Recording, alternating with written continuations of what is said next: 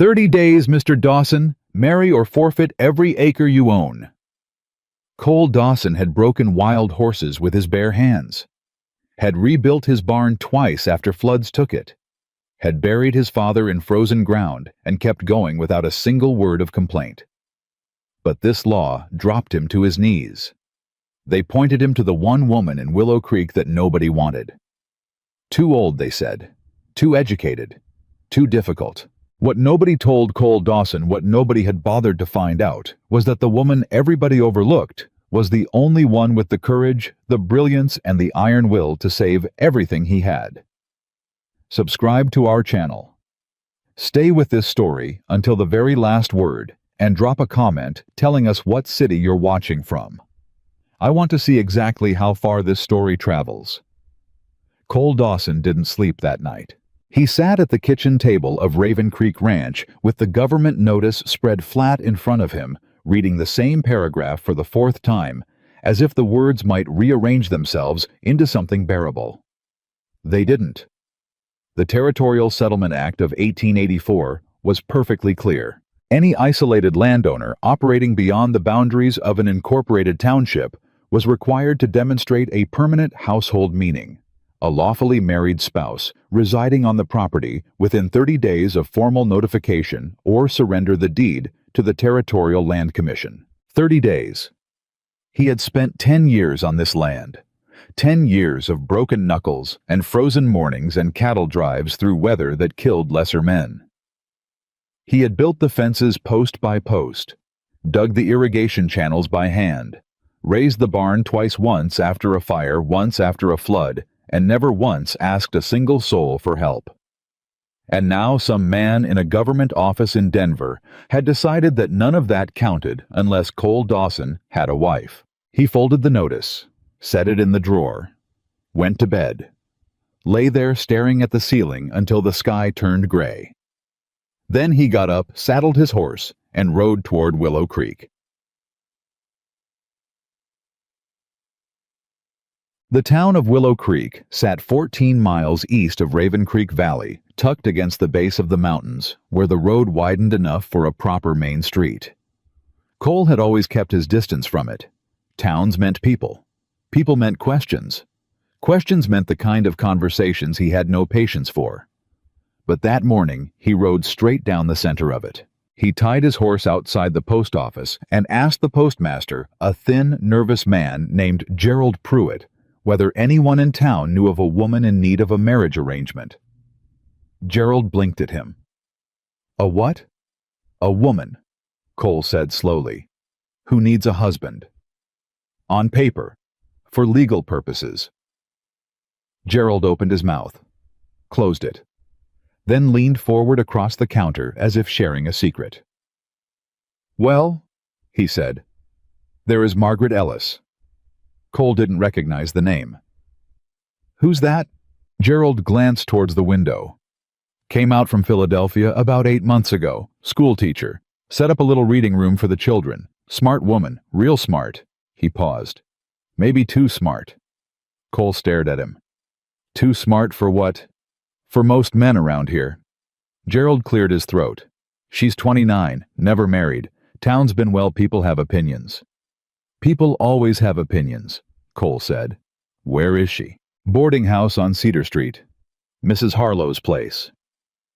Gerald hesitated one more time. Mr. Dawson, she's not exactly the agreeable type. Cole put on his hat. Good, he said. Neither am I. He found her outside the boarding house, exactly where Gerald said she'd be. She was standing on the front porch step with a worn leather suitcase at her feet and a book open in her hands, reading in the early morning light like she had nowhere particular to be, and no apology for it. She was not what he expected. He didn't know exactly what he'd expected, someone timid, perhaps, or grateful-looking, or carrying that particular expression he'd seen on women who'd been told for too long that they should be easier to deal with. Margaret Ellis didn't look like any of that. She was tall, dark-haired. Her coat was plain but well kept. Her posture was the kind that didn't come from good breeding so much as from a woman who had learned somewhere along the line that if she didn't hold herself straight, the world would take that as an invitation to push her around. She didn't look up from her book when he stopped in front of her. "Miss Ellis," he said. She turned a page. "That's me. My name is Cole Dawson. I ranch out at Raven Creek. I was told you might be in a situation where a practical arrangement could benefit us both." She looked up then. Her eyes were dark and completely level. She studied him for a long moment, the way a person studies a contract before signing, looking for the part where someone was trying to get something for nothing. "You need a wife," she said. "On paper. For legal purposes. 30 days from now, or I lose my deed. And what do I get?" Cole had expected pushback. He hadn't expected the question to come that quickly or that directly. "A home," he said. "Financial security. A roof that doesn't belong to a boarding house." Margaret closed her book. "Mr. Dawson," she said, "I have heard that offer in various forms from 4 different men in this town over the past 8 months. Each one of them believed that what they were offering was more than enough, and that a woman in my situation should feel fortunate to receive it." She picked up her suitcase. "What makes you different from them?" Cole said nothing for a moment. "Nothing," he admitted. "Except I'm not asking you to be grateful. I'm asking you to agree." Something shifted in her expression. Not warmth exactly, but something like recognition. "Those are 2 very different things," she said. "I know it." She studied him again. Then she set the suitcase back down. "I have conditions," she said. They talked for an hour on the porch of Mrs. Harlow's boarding house, while the town of Willow Creek walked past and pretended not to stare. Margaret's conditions were not what Cole expected. She didn't ask for a separate bedroom, though she established that clearly enough. She didn't ask for money or jewelry or any of the things he'd immigly a woman might request. She asked for a voice. "I will not be managed," she said. "I will not be handed a list of tasks and expected to keep my opinions to myself. If I see something wrong in the way the ranch is run, I will say so. If I disagree with the decision, I will tell you. You don't have to do what I say, but you have to actually hear it." Cole said, "That's it. That's the foundation of it." "Fine. And," she continued, "you will not introduce me to people as a convenience or an arrangement. In public, we are husband and wife, not a business transaction wearing a wedding ring." Cole looked at her. "You care what people think." Margaret's expression didn't flinch. "I care what I think. And I think a woman deserves to be treated with dignity regardless of how the marriage started." She paused. "Do you agree to those terms?" He should have felt irritated. Instead, he felt something much stranger. He felt respect. "I agree," he said. Margaret stood and held out her hand the way a lawyer closes a deal. "Then we have an arrangement, Mr. Dawson." Cole shook it. Her grip was firm. He hadn't expected that either. They were married 3 days later at the county clerk's office in Willow Creek. No flowers. No guests except the clerk and a deputy named Hank, who served as witness and kept looking at Cole like he'd grown a second head. The ceremony lasted 6 minutes. Margaret signed the marriage certificate in a clean, exact hand. Cole signed below her. When the clerk said, "You may kiss your bride," Margaret looked at Cole and Cole looked at Margaret, and they both looked back at the clerk. "That won't be necessary," Margaret said pleasantly. The clerk blinked. Hank covered a smile with his fist. They rode back to Raven Creek Ranch in Cole's wagon, 14 miles of mountain road, mostly in silence. Not the uncomfortable kind. The kind between 2 people who both understand that talking for the sake of talking is a waste of time. Halfway there, Margaret said, "Tell me about the cattle operation." Cole glanced at her. "Why?" "Because I'll be living on a cattle ranch. I'd like to understand how it works." So he told her. He explained the grazing rotation, the seasonal drives, the arrangement with the feed supplier in Durango.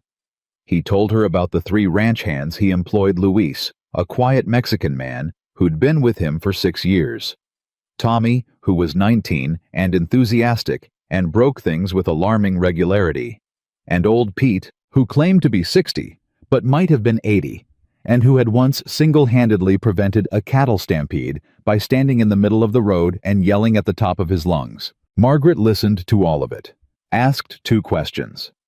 Both of them were sharper than anything Cole would have expected from someone who'd spent her adult life in a Philadelphia classroom. When they reached the ranch, she climbed down from the wagon, looked at the house, and said nothing. Cole said, "It's not much." "It's solid," Margaret said. "That matters more." She picked up her suitcase and walked inside. Cole didn't know what to do with her. That was the truth he wouldn't have admitted to anyone. He had spent 10 years managing every aspect of his life with absolute precision. He knew where everything was. He knew what needed to be done and when. He had built a system that required nothing from anyone else, and it worked, and it was his. And now there was a woman in his kitchen who had spent the first morning reorganizing his supply shelves without asking permission. "Those were fine where they were," he said, leaning against the doorframe. "They were in order of when you acquired them," Margaret said, moving a flour sack rather than order of frequency of use. "This way the things you reach for every day are at the front. You'll save approximately 20 minutes per week." She set a tin of coffee at eye level. "That's 17 hours per year." Cole stared at the shelf. He couldn't argue with 17 hours. He went back outside. The first week was an education. Not in the way Cole expected, not in the awkwardness of sharing a house with a stranger, though that was real enough. It was an education in noticing things he had stopped seeing. Margaret saw them all. She saw that the account ledgers were kept in a system that made it impossible to track monthly expenses against income. She didn't say it was wrong. She sat down at his desk one evening and built a new system alongside the old one, then showed him the difference side by side. "You've been spending more on feed than you realize," she said, "because the costs are scattered across 4 different entries. If you consolidate them here," she pointed, "you can see the true monthly figure." Cole looked at the number she'd written. He'd been overpaying by 20%. For 3 years. He sat very still for a long moment. "How do you know how to do this?" he asked. "My father was an accountant," she said. "I kept his books from the time I was 16. She set the pen down. "He always said I had a better head for numbers than any of his clerks. He also said it was a pity I hadn't been born a boy." She said it without bitterness, just fact. Cole looked at her across the desk. "His loss," he said. It was the simplest thing he could have said. He wasn't sure why it made her go quiet for a moment before she reached for the pen again. On the 8th day, Tommy broke the water pump. He broke it so completely that Cole stood in the yard looking at the wreckage with both hands on his hips and a very particular kind of silence that every man on the ranch recognized as more dangerous than shouting. Tommy stood nearby looking like a man being marched to his own execution. "I can fix it," Margaret said from the porch. Both of them turned. "It's a mechanical pump," Cole said. "I can see that. You know how to repair a water pump." "I know how to repair most things that a person can take apart and put back together." She came down off the porch. "My nearest neighbor in Philadelphia was an engineer. I spent 2 summers helping him fix things while my mother told me I was ruining my chances of finding a husband."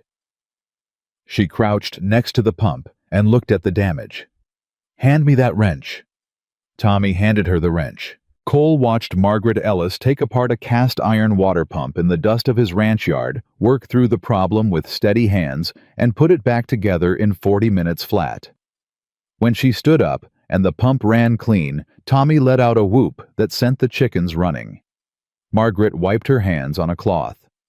"I'll need a new seal eventually," she said to Cole.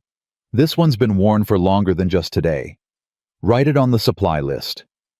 Cole wrote it on the supply list. That evening, Luis found Cole in the barn and said very quietly in the particular tone he used when something needed to be said, but he wasn't sure it was his business. "That is a good woman, Mr. Dawson." Cole kept brushing the horse.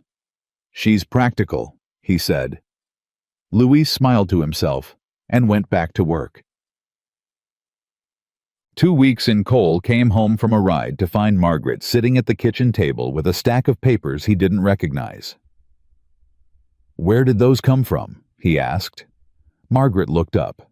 Her expression was careful in a way he'd learned to pay attention to. It meant she had found something she wasn't sure how to say. "I went to the county records office in Willow Creek this morning," she said. Cole stopped. "Why?" "Because I've been looking at your deed, and something didn't match." She laid 3 papers side by side on the table.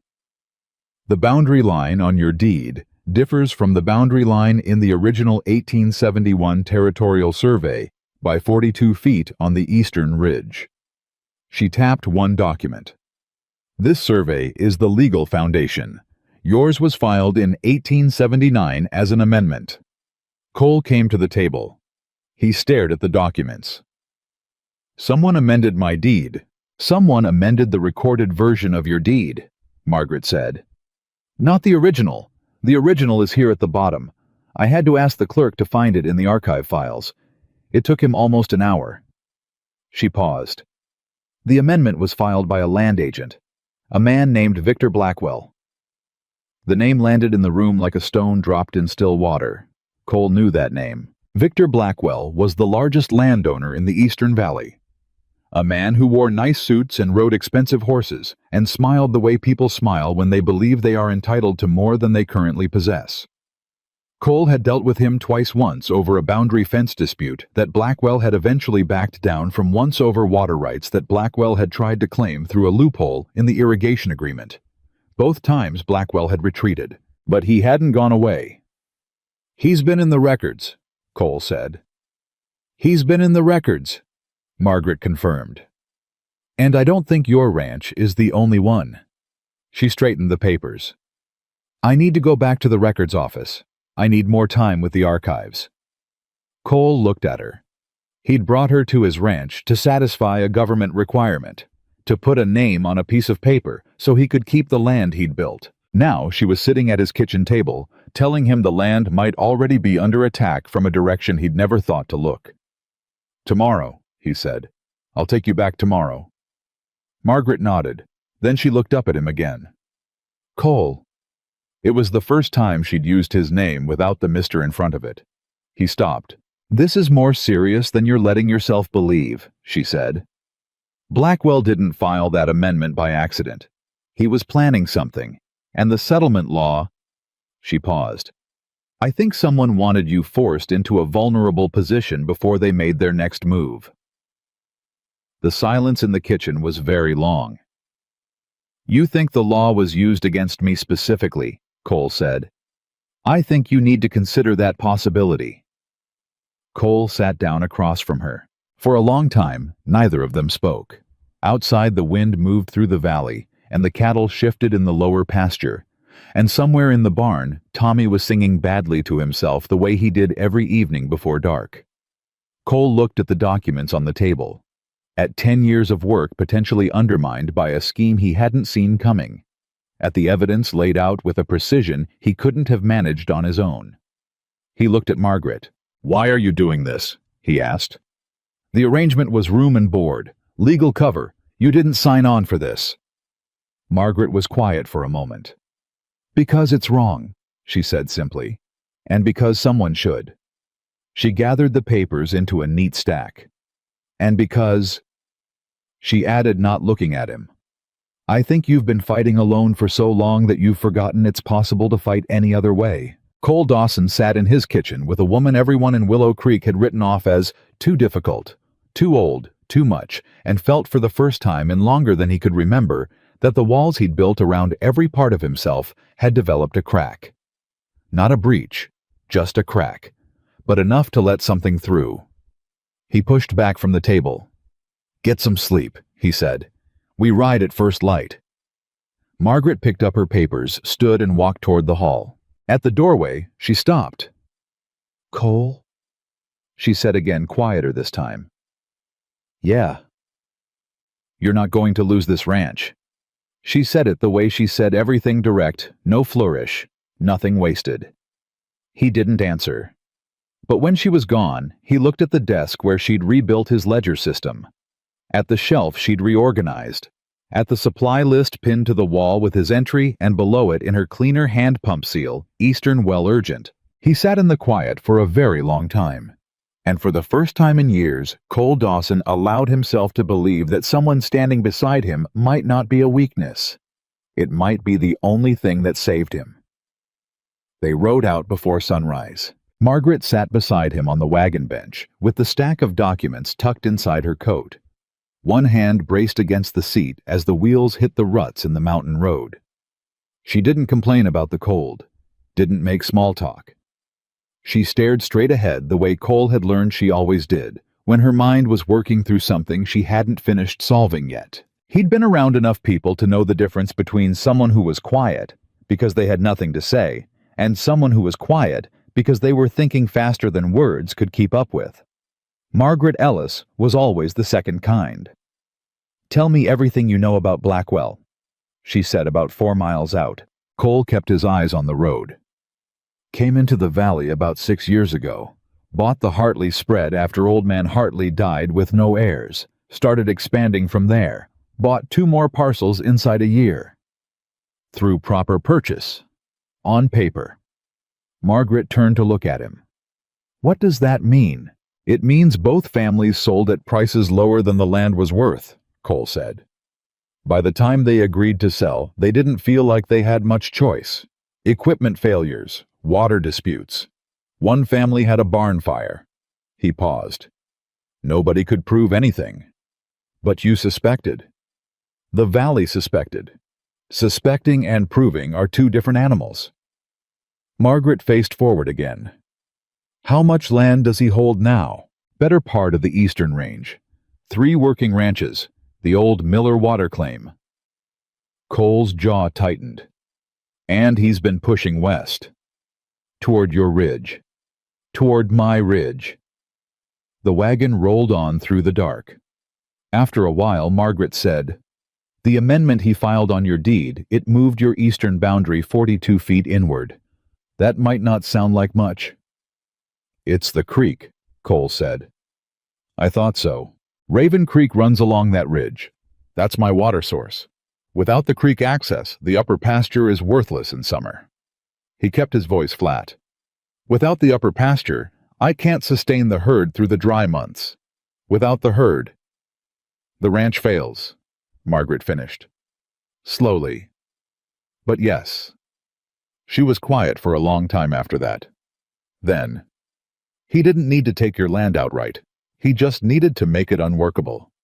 "That's right. And the settlement law gave him the pressure point. Force you into a scramble to satisfy the marriage requirement, count on you making a mistake or missing the deadline."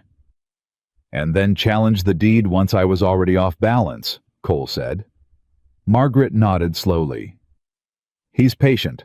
That makes him more dangerous than someone who moves fast." Cole glanced at her. "You've thought about men like this before," he said. "My father had a business partner who operated the same way," Margaret said. "By the time my father understood what was happening, he'd already signed 3 documents he shouldn't have." Her voice didn't change register. "We lost the accounting firm. He died 2 years later." She looked at the road. "I spent a long time after that studying how men like that work. The patience, the layers, the way they build pressure from angles you don't expect." Cole said nothing for a moment. "I'm sorry about your father," he said. "So am I," she said. "But I'm more sorry that I didn't catch it sooner." He heard what was underneath that, the particular weight a person carries when they believe they had the skills to stop something and didn't move fast enough. He knew that weight. He'd carried a version of it since the year his own father died. He didn't say any of that, but he let the silence hold it. The county records office in Willow Creek opened at 8 in the morning, and the clerk, a young man named Arthur, who wore his hair parted with painful precision and deeply resented any task that required pulling boxes from the back archive, visibly deflated when he saw Margaret walk through the door again. "Mrs. Dawson," he said. "Mr. Pelham?" Margaret set her documents on the counter. "I need the full filing history for land parcel registrations in Raven Creek Valley. All amendments and transfers from 1875 to present. Also the original township survey documents from the Territorial Commission." Arthur stared at her. There are multiple boxes." "I know. I'll need the table in the back room. That room is for official use. My husband is a landowner with an active property dispute," Margaret said pleasantly. "That qualifies as official use." Arthur looked past her at Cole, who was standing in the doorway with his hat in his hands and an expression that communicated without a single word that arguing with this woman was going to cost Arthur far more energy than simply getting the boxes. Arthur got the boxes. Cole sat across from Margaret at the backroom table and watched her work. She moved through documents the way he moved through broken terrain efficiently, with a clear sense of what she was looking for, and no wasted motion. She sorted, cross-referenced, made notations in the margin of a small notebook she'd pulled from her coat pocket. Occasionally she held two documents side by side and studied them with the focused expression of someone who had found something that didn't add up. Twice she said "there" under her breath in a tone that made Cole sit straighter. After the first hour, she laid 4 documents in a row in front of him. "Look at these filing dates," she said. Cole looked. 4 property amendments. 4 different ranches in the valley. Filed in 4 consecutive months between 1881 and 1882. "Same land agent on all of them," Cole said. R.H. Calloway. "He's listed as an independent filing agent in the county directory." Margaret tapped the name. "But look at the commission address." Cole looked. The commission address on all 4 documents was a post office box in Denver, the same post office box. "Blackwell has a Denver connection," Cole said. "Blackwell may have a Denver connection that reaches into the Land Commission itself," Margaret said. "These amendments don't just happen by accident. Someone in the commission had to accept irregular filings. Someone had to overlook the discrepancies between original surveys and amended versions." She straightened. This wasn't one man working alone. This was organized. The back room was very quiet. Cole looked at 4 documents that represented 4 families whose land had been quietly reshaped around them while they were watching the horizon for the kind of danger they knew how to recognize. The kind that came on horseback. The kind that made noise. Nobody was watching for the danger that came through paper. "How many ranches in the valley had amendments filed through Calloway?" Cole asked. Margaret looked at her notebook. 7 that I can confirm, possibly 9. 2 of those ranches have already sold to Blackwell." 7 ranches. 9 possibly. Cole put both hands flat on the table. "This is bigger than my deed," he said. "Much bigger," Margaret said. "But your deed is where it's provable. You have the original 1871 survey, which predates Calloway's involvement. You have a direct comparison between the original and the amendment. You have a timestamp that shows the amendment was filed after Blackwell began acquiring land in the valley." She met his eyes. "If you take this to the right court, you don't just protect your ranch. You expose the entire scheme." Cole stared at her. "The right court," he said, "not the county court." "The county court is where Blackwell has influence. We'd need the territorial court, federal jurisdiction. That takes time." "It takes preparation," Margaret said, "which is not the same thing." Cole leaned back. He thought about the 30-day deadline on the settlement law. Already 15 days gone. He thought about Blackwell in his expensive suit patient as a man who knows he holds most of the cards. He thought about 7 ranching families who'd lost ground without knowing how or why. And he thought about the woman sitting across from him who had found in 2 days what no one else in the valley had put together in 3 years. "Margaret," he said. She looked up. "You understand that if Blackwell figures out what you found, he'll move faster," she said. "Yes, I know."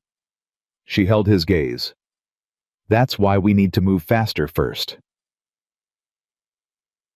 They were 20 minutes from leaving when Arthur knocked on the back room door with the expression of a man delivering bad news he hadn't asked to be responsible for. "Mrs. Dawson," he said. "There's someone here." "Who?" Margaret asked without looking up. "Mr. Denton. He works for Mr. Blackwell. He manages the land filings." The sentence went through the room like a cold current. Margaret and Cole exchanged one look. She closed her notebook with a calm, quiet movement and tucked it inside her coat. Cole stood. "Tell him the back room is occupied," Cole said. Arthur swallowed. "He's already—" The door opened behind Arthur. The man who stepped in was not large, but he had the kind of stillness that men develop when they're accustomed to being the most dangerous person in a room, and they know it. Thin face, good boots, a jacket that cost more than most ranch hands made in a month. He looked at Cole first, then at Margaret, then at the documents spread across the table.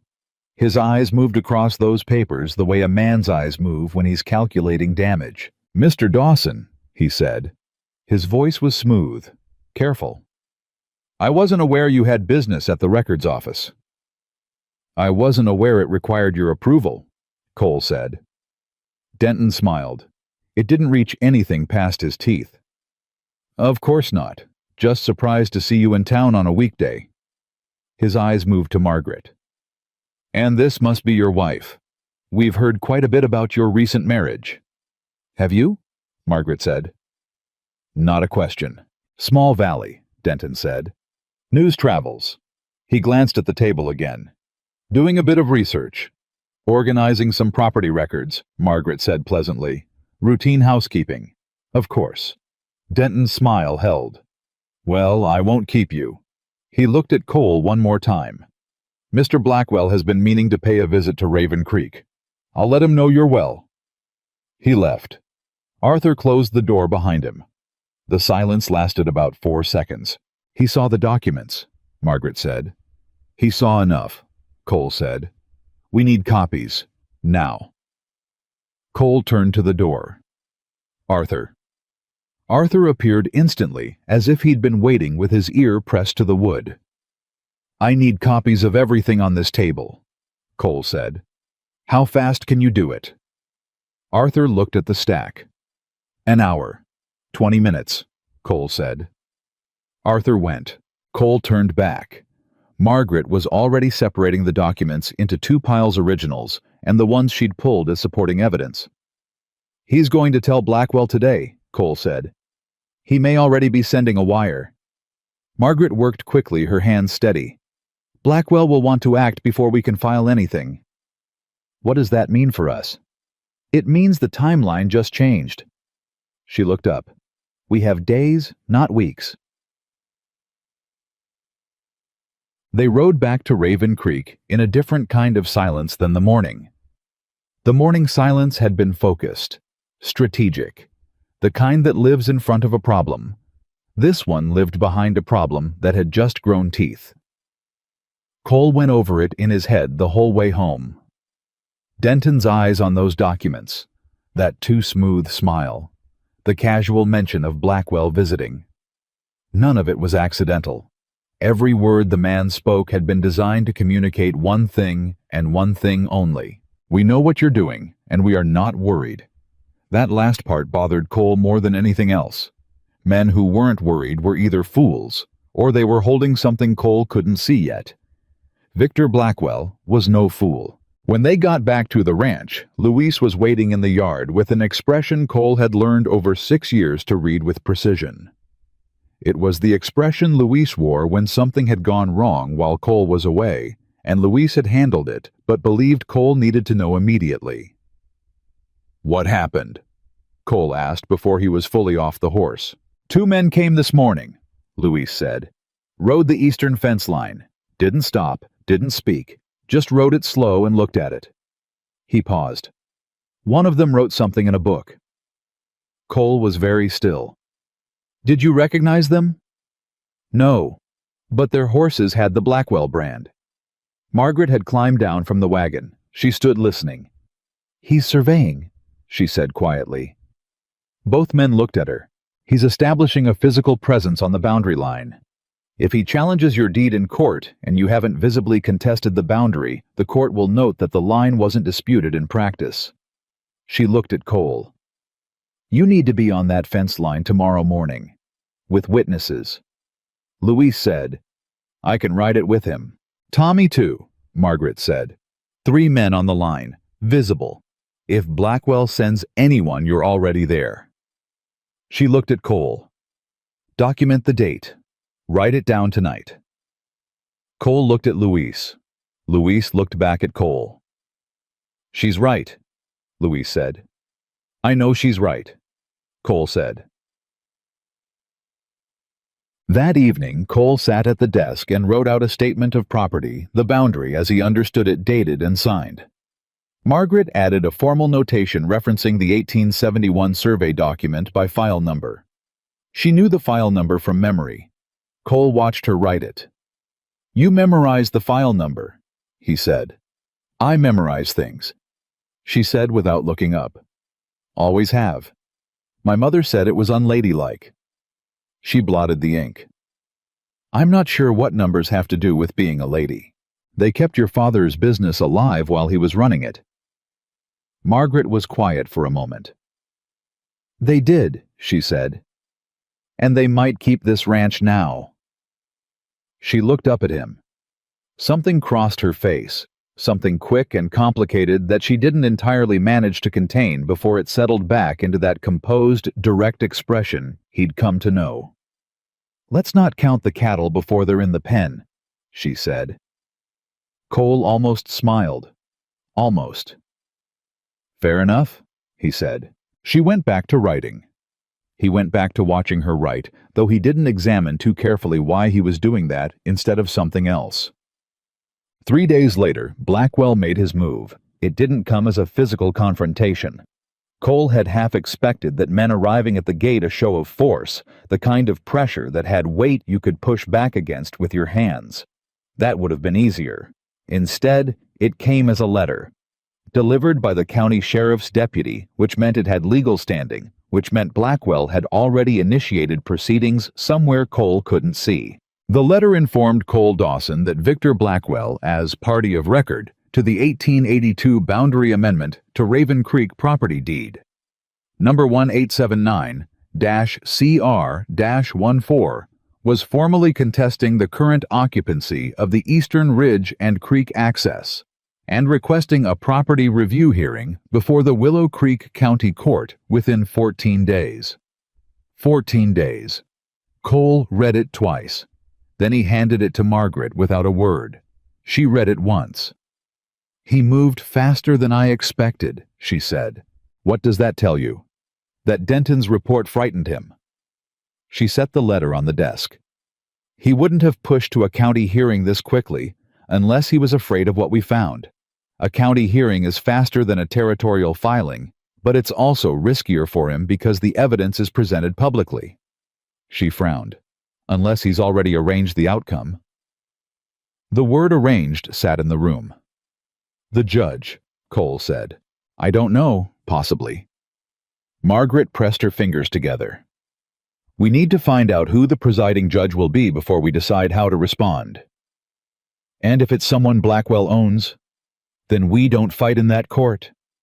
Her voice was absolutely level. "We go over it." Cole looked at her. "You'd do that," he said. "File against a county court." "I'd do whatever the evidence requires," she said. "That's the only principle that matters." He stood up from the desk and walked to the window. The valley spread below in the late afternoon, cattle moving on the lower pasture, the fence line of the eastern ridge just visible on the far slope. 10 years of it. Every inch known to him the way a man knows his own hand. He thought about what it would cost to lose it. Then he thought about something else. He turned back. "Margaret." She looked up. "When we made this arrangement," he said, "I told you it was about keeping the ranch. That was true." He stopped, tried to put something into words that he hadn't shaped yet. "But somewhere in the last 2 weeks it stopped being the only reason I'm glad you're here." The room was very quiet. Margaret held his gaze for a long moment. "Cole," she said carefully, "don't say something like that out of gratitude." "I'm not," he said. "I spent 10 years not saying things out of gratitude. I've gotten very good at it." He held her eyes.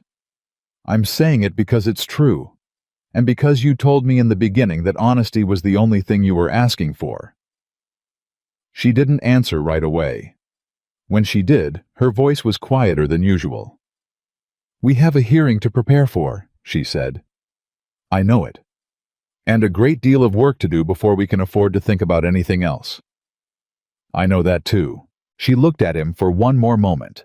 Then she picked up her pen and went back to the documents. But Cole noticed, and he was sure it was not his imagination, that the line of her shoulders was different than before. Something in the set of them that hadn't been there that morning.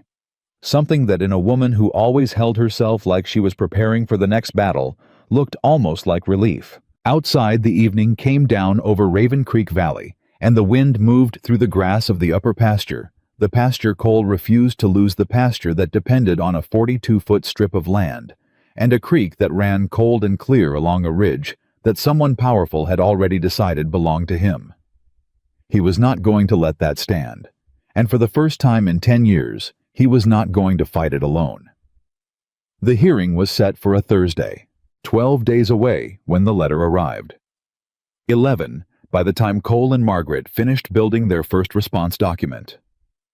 10 by the time they discovered the name of the presiding judge, Judge Harold Kane. Margaret found it through Arthur at the records office, who passed it along in the nervous sideways manner of a man sharing information he suspected could get him into trouble. Cole watched her face when she read the name, watched the small stillness that moved through her before she folded the paper and put it in her coat. "You know that name," he said. "Not personally." She kept her voice even. "But his name appears on 2 of the county filings related to Blackwell's earlier acquisitions.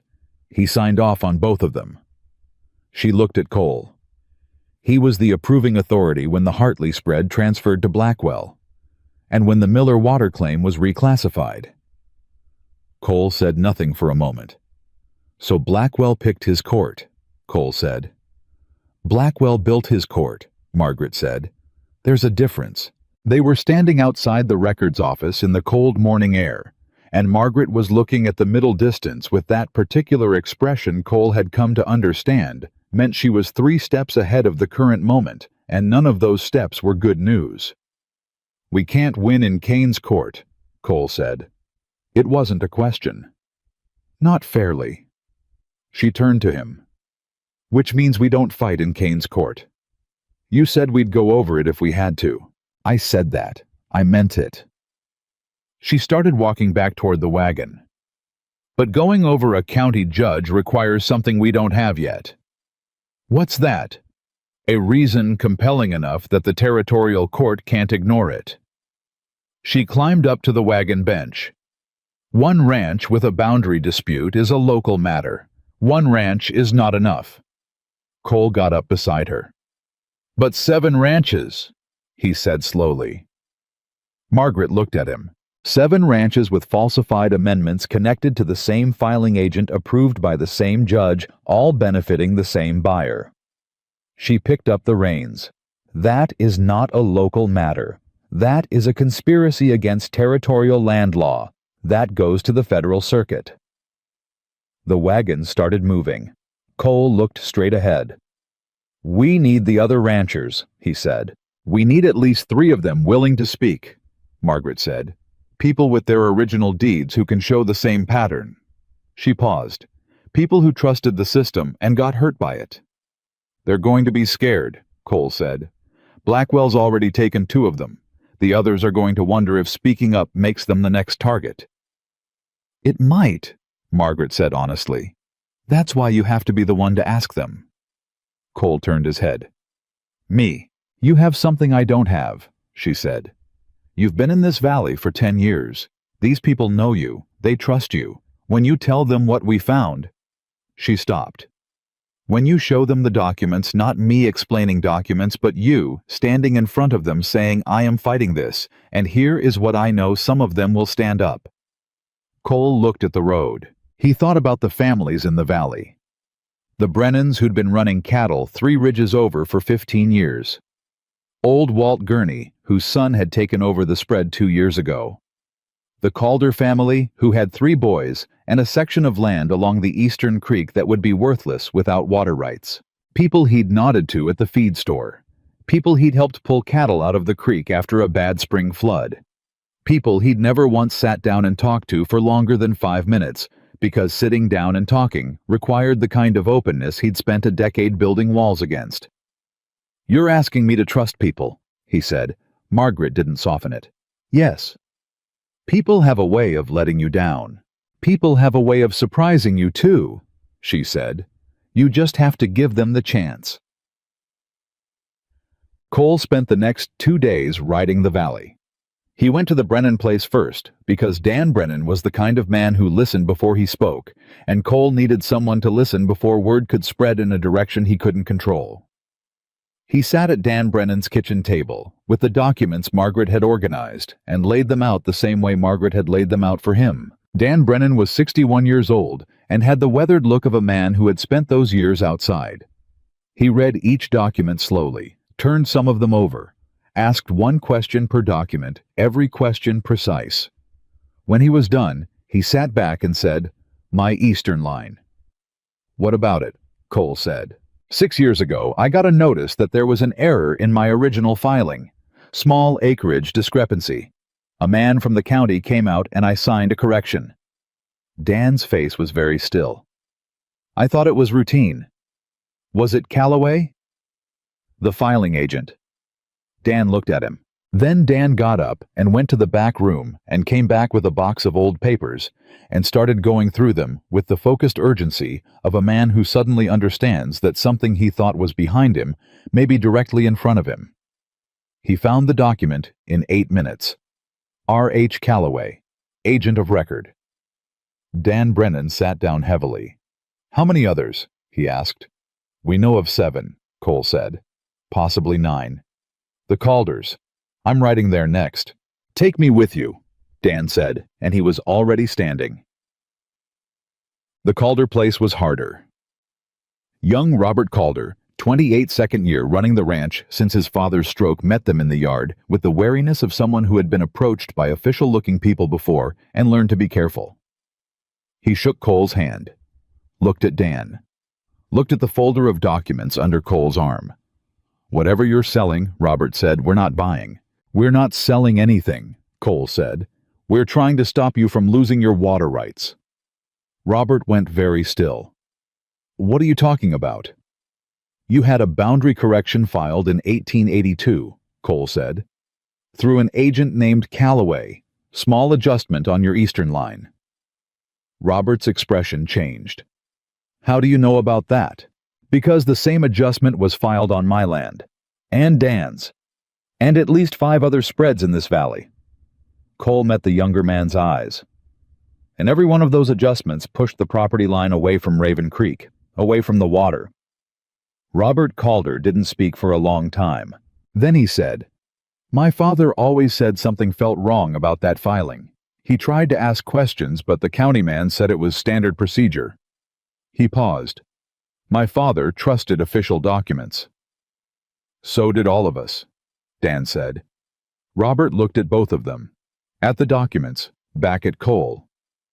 "What do you need from me?" he said. Chortud. By the end of the second day, Cole had spoken to 4 families. 3 of them agreed to come forward. He rode back to Raven Creek in the early dark with the weight of 4 families' trust sitting across his shoulders, alongside his own, which was a heavier load than any cattle drive he'd ever run. He tied his horse and went inside and found Margaret at the desk, surrounded by papers and a lamp burning low and a cold cup of coffee she'd clearly forgotten about an hour ago. She looked up when he came in. He said, 3 families, Brennan Calder and the Gurney boy. Something moved across her face that wasn't quite a smile, but carried all the same relief. 3 is enough, she said. 3 establishes a pattern. With your case as the primary... She stopped. You're exhausted. I'm fine. You've been riding for 2 days convincing frightened people to trust you. She pushed the cold coffee to the side. That's not nothing. Cole sat down across from her. It was easier than I expected. Why? He thought about it. About Dan Brennan finding that document in 8 minutes. About Robert Calder's voice when he talked about his father. About the widow Eleanor Gurney who had come out onto her porch with her son when Cole arrived and listened with her arms crossed and her chin up, and then said quiet and fierce, "I knew something was wrong. I knew it." Because they already knew something was wrong, he said. They just needed someone to say it out loud. Margaret looked at him for a moment. You did that, she said. You found it first. Finding it doesn't matter if no one acts on it. They looked at each other across the desk, and at scattered papers in the lamplight of a kitchen that had been a cold, functional room 2 weeks ago, and had somehow, without either of them fully noticing, become something warmer than that. Cole picked up her cold coffee cup, stood up, went to the stove. I'll heat this, he said. Margaret blinked, like the gesture surprised her more than anything that had happened in the past 2 days. Thank you, she said. It was a small thing. It was not a small thing at all. The twist came on day 9, 8 days before the county hearing, 9 days into whatever this had become between them. Cole was out at the eastern fence line with Luis when Tommy came riding hard from the direction of the road, which was the direction Tommy only ever rode hard from when something had gone wrong. Letter, Tommy said, pulling up, from the county sheriff. Cole took it. He read it standing there with Luis beside him and the wind coming down off the ridge. His expression didn't change. It went very, very still instead, which was worse. Luis said, Mr. Dawson, what does it say? The county hearing's been moved up, Cole said. 4 days from now. Luis stared. They can't do that. They just did. On what grounds? Emergency scheduling. Cole folded the letter. Judge Kane cited a crowded court calendar and a request from the petitioning party for expedited resolution. His voice was flat. Blackwell asked for it faster, and Kane gave it to him. Tommy was watching Cole with the expression of someone who senses an earthquake before it arrives. Cole turned to Luis. Get the horses ready, both of them. Where are we going? I'm going to find Margaret, Cole said. Then we're going back to the records office, today. He was already walking. Okay. Margaret took the news the way she took everything, without flinching, without panic, and with an immediate pivot to what needed to happen next. But Cole caught the fraction of a second before the pivot, the instant where something flickered through her eyes that looked very much like fear, and he filed it away because it mattered to him that she wasn't untouched by this, that she was human under the composure that she was fighting for something too. 4 days, she said. 4 days. She stood up from the desk and went to the shelf where she'd organized the document copies and pulled the entire stack without hesitating. We go to the records office and we file a challenge to the expedited scheduling, formally, on the record. Will it work? No. She was already putting on her coat. But it goes on the record, and when we escalate to territorial court, we need a documented history showing Kane's court denied procedural fairness. She buttoned her coat efficiently. We're not fighting to win in 4 days. We're fighting to make the record. And if Kane rules against us in 4 days, he will. She looked at Cole. We're counting on it. Cole stared at her. We need him to rule against us, he said. We need him to rule against us incorrectly with documentation of why it was incorrect. She picked up the documents. A bad ruling in a compromised court is actually more valuable to us right now than a good ruling, because a bad ruling gives the Federal Circuit a reason to review the entire case. She moved toward the door. This is going to get worse before it gets better. How much worse? She stopped at the door, turned back. Victor Blackwell is going to realize we're building a federal case. When he does, he will stop using the courts and start using other methods? She held his gaze. We need to be ready for that. She was right about the timing. They were 2 days out from the hearing, and Cole was riding the fence line alone at dusk when he smelled the smoke. He turned his horse before he'd consciously registered what the smell meant, and he was already riding fast toward the lower pasture when he heard Tommy shouting. The feed barn. It was the small one, the secondary structure on the south side of the property, that held the winter supply of grain and hay for the cattle. Not the main barn, not the house. But it was burning clean and fast, the way only something deliberately set burns, with an efficiency that didn't come from accident. Cole was off his horse and running before he reached it. Luis was already there with Tommy, and they had a bucket line going from the trough, and they were keeping it from spreading, but they could not save what was inside, and Cole stood for 15 seconds, watching his winter feed supply turn to ash, and calculated with the cold arithmetic of a rancher who has done this math before exactly what it meant. Without that feed, the cattle would need to go to market 2 months early. Early market meant poor prices. Poor prices meant a cash shortfall at precisely the moment when he might need money to pursue a legal fight in a higher court. Blackwell had moved to the other methods. Margaret appeared beside him. He didn't ask how she'd seen it. She probably hadn't slept. She stood watching the barn burn. After a moment she said, "He's scared." "I know," Cole said. "Scared men make mistakes. I know that too. Are you all right?" He looked at what had been an hour ago the stored labor and planning of the past season.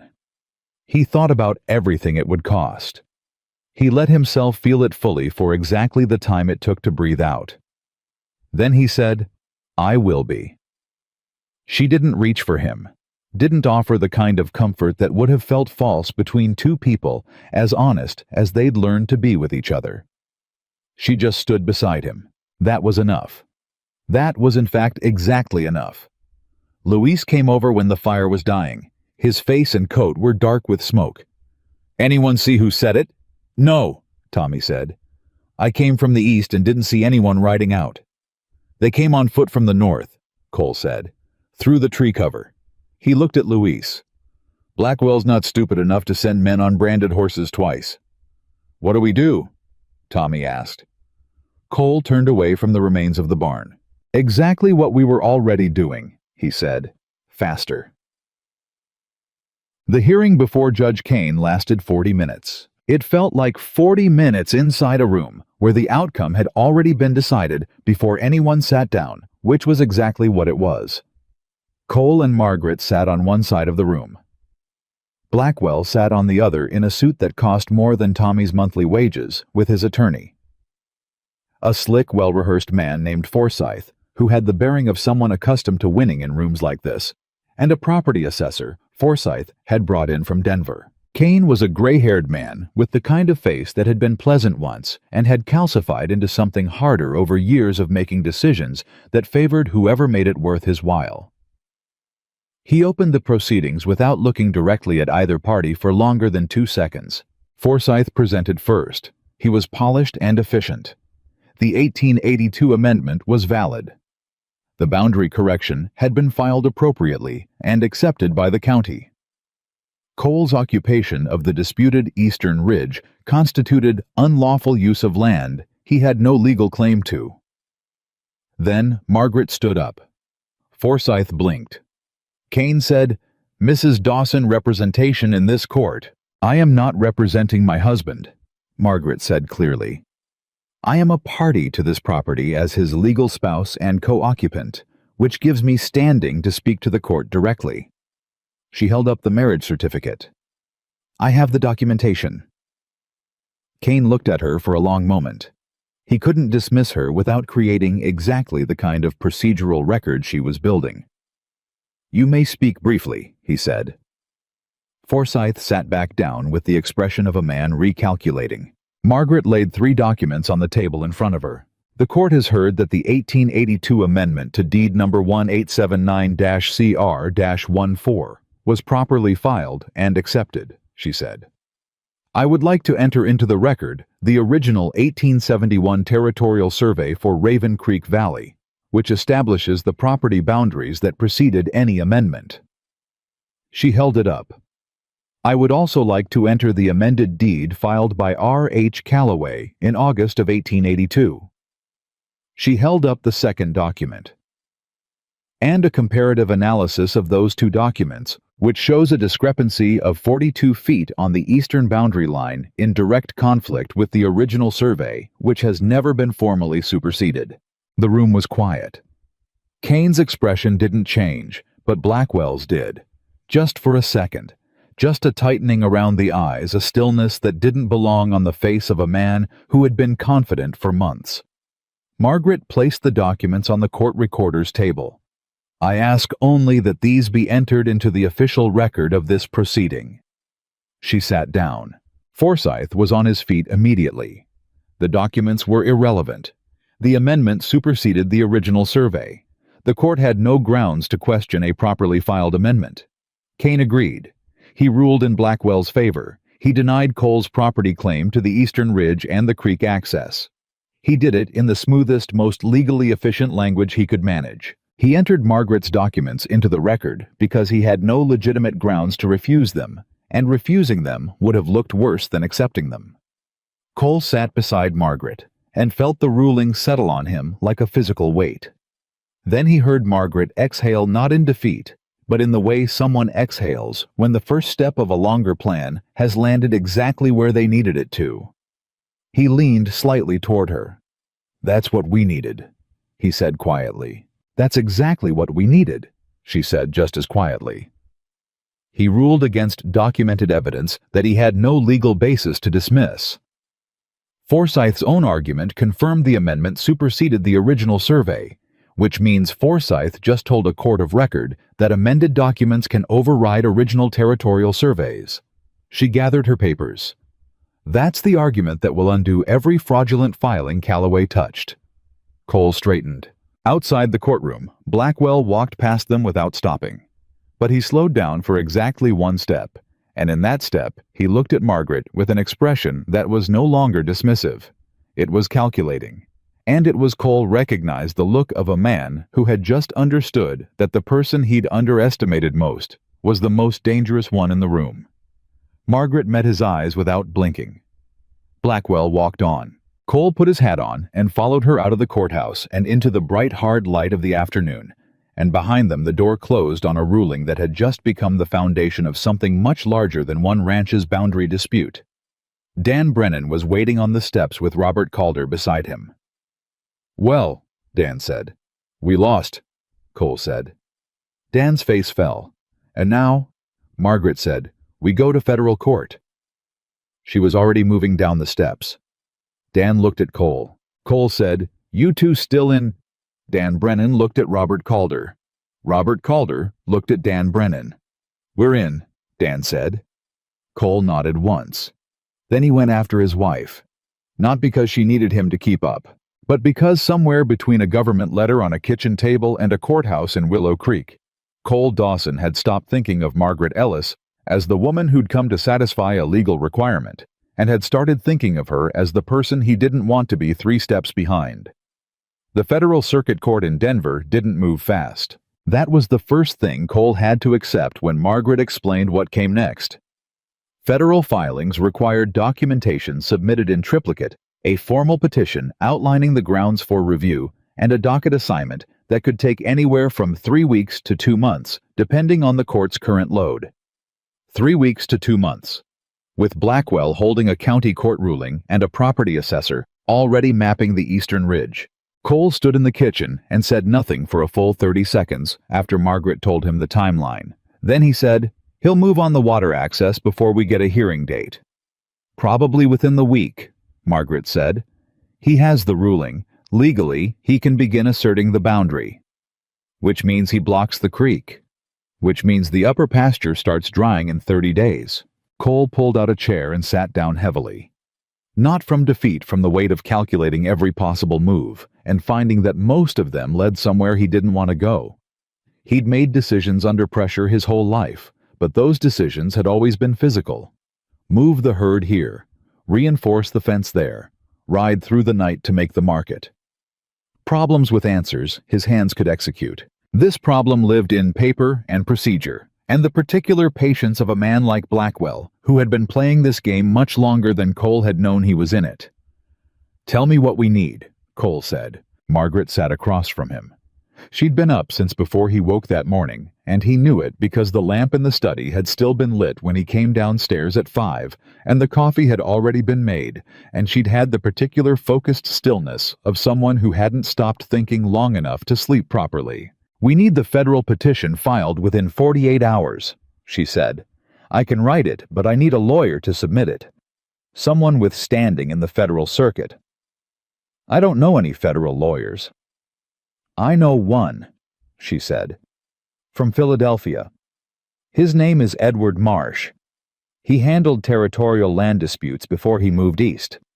He owes my father's memory a professional debt." She paused. "I haven't spoken to him in 4 years." Cole looked at her.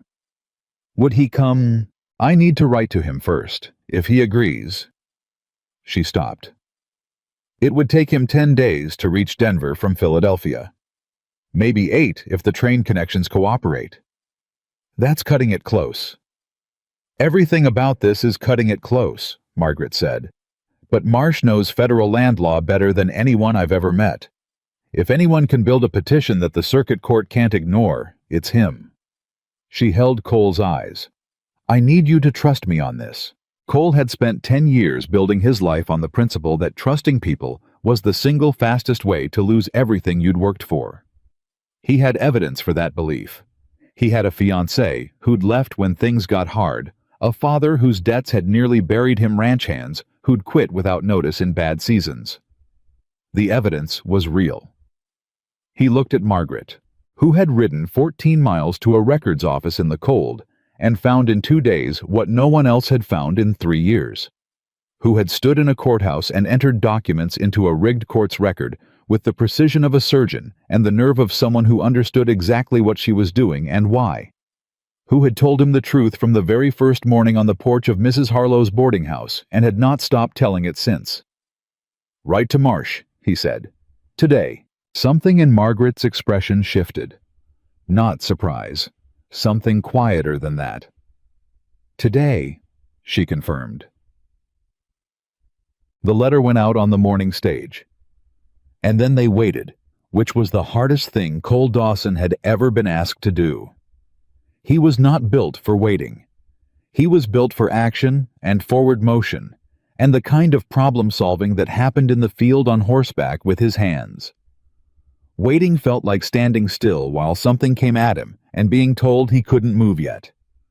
He handled it by working. He pushed the cattle rotation, repaired every fence line on the property, even the ones that didn't need it, helped Luis build a temporary water storage system in the upper pasture using barrels and a gravity-fed line from a small spring on the northern slope, not enough to replace the creek if Blackwell blocked it, but enough to buy time.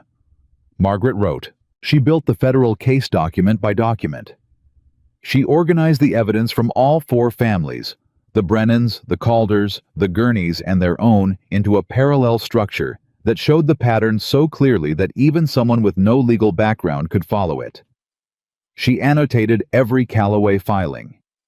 She cross-referenced every entry with the original 1871 survey. She wrote a 12-page summary of the scheme that started with a simple sentence Cole read over her shoulder one evening. Between the years of 1881 and 1883, a coordinated effort to defraud territorial landowners of water access and property value was executed through the deliberate falsification of county land records enabled by the complicity of a county official and conducted for the financial benefit of a single private party.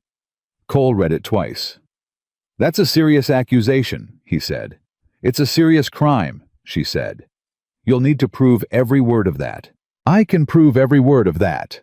She tapped the stack of documents beside her. "That's what all of this is." He believed her. That was the thing that still surprised him sometimes, how completely, and without reservation, he had come to believe in this woman's competence. He'd spent his life skeptical of people's abilities until he'd seen proof. With Margaret, he'd run out of reasons for skepticism somewhere around day 8, when she'd repaired a cast-iron water pump and reorganized his financial ledger in the same afternoon. 6 days after the letter went out, Blackwell made his next move. Not at the creek, not at the fence line. He came to the ranch. Not in person. Blackwell didn't come in person, which Cole had learned was his particular style. He sent Denton. And Denton arrived in a good buggy with a sealed envelope and the practiced manner of a man delivering a generous offer that wasn't quite as generous as it appeared. Cole met him in the yard. "Mr. Denton," Cole said. "Mr. Dawson." Denton held out the envelope. "Mr. Blackwell asked me to deliver this personally. He wanted you to know it comes with genuine goodwill." Cole took the envelope. Didn't open it. "What is it?" he said. "A purchase offer." Denton's voice was smooth and even. "A fair one given the current legal situation. Mr. Blackwell is prepared to pay well above assessed value for the Raven Creek property. He understands this has been a stressful period and he'd like to resolve it cleanly for both parties." Cole looked at the envelope. He thought about 10 years. About every post he'd set, and every winter he'd ridden out, and every morning he'd gotten up before light, because the work didn't wait for a man to feel like doing it. "Tell Mr. Blackwell," Cole said, "that the answer is no." Denton's expression didn't change. "I'd encourage you to read the offer first. The number is—" "Tell him no," Cole said again, same tone, same volume. Denton looked at him for a moment. Then he looked past Cole at the house. "Mrs. Dawson," he called out, "I wonder if you might encourage your husband to consider the offer. The legal road ahead is quite long and expensive. This would spare you both a great deal of difficulty." Margaret's voice came from the porch. "Mr. Denton," she said, "if Mr. Blackwell wanted to spare us difficulty, he should have considered that before falsifying our deed." The politeness in her voice was the most dangerous kind, the kind that doesn't bother to raise itself. Denton looked from Margaret back to Cole. "The offer expires in 72 hours, he said. He climbed back into the buggy. "I hope you'll be reasonable." He drove out.